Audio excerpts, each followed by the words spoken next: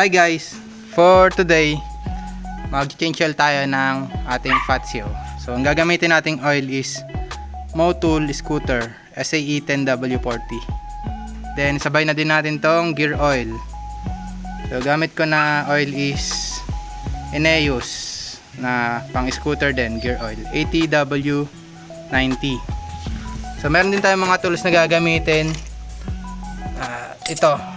So, meron tayong wrench na 12mm para sa gear oil at saka sa bolt ng pang engine oil. Then, dapat meron din tayong funnel para hindi matapon yung oil. Then, yung sasalo ng mismong oil. Basahan na rin. Kakailangan na natin yan.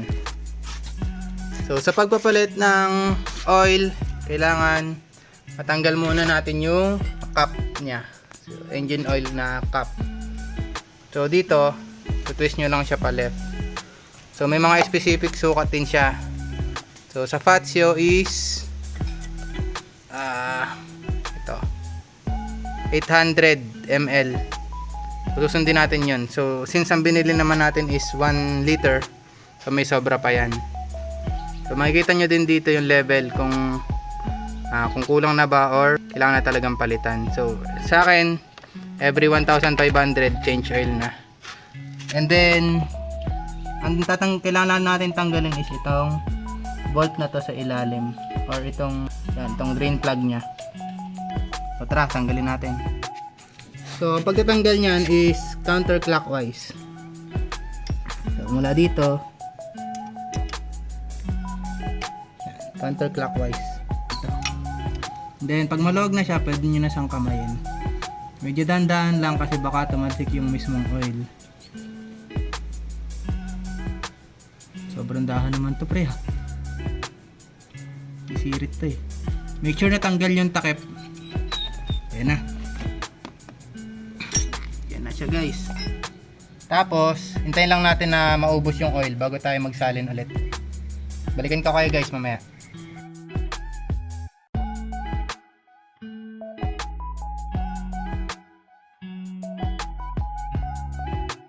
Once na wala nang tumutulo na lang is, ibalik na natin tong kanyang drain plug.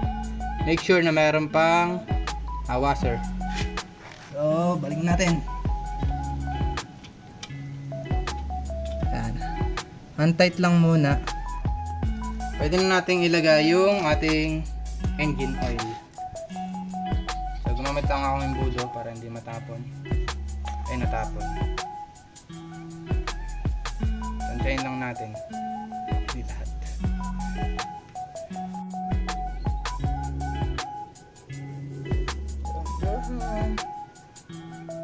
Bongs.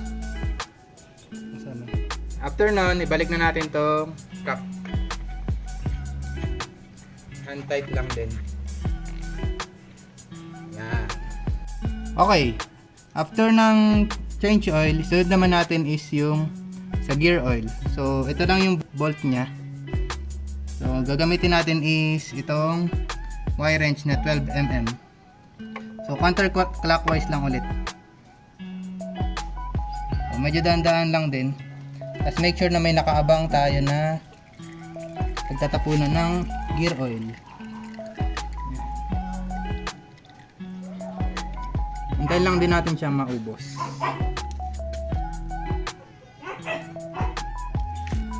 Kapag wala na siyang lumalabas na gear oil, pwede natin itong ibalik. So, clockwise naman yung pagbabalik.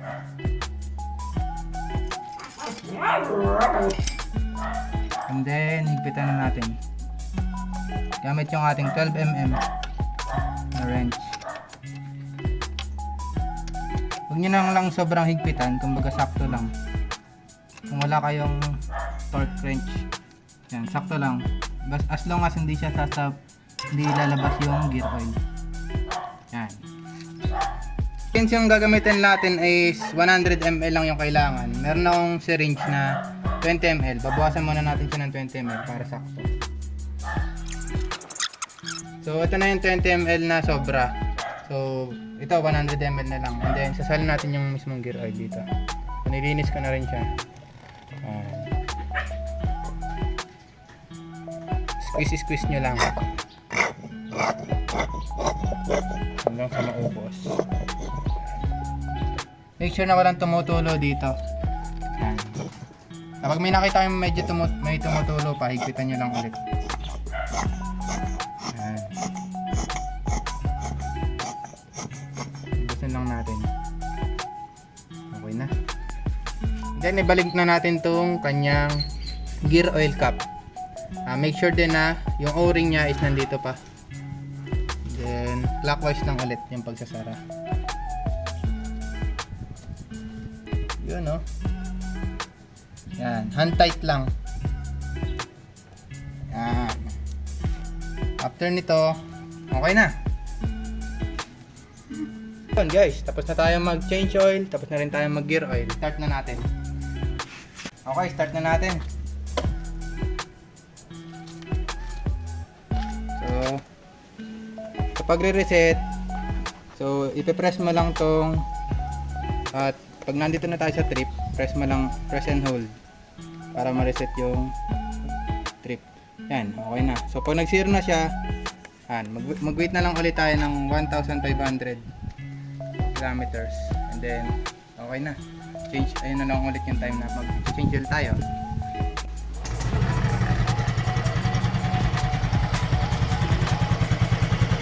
Ayan guys, so okay na siya.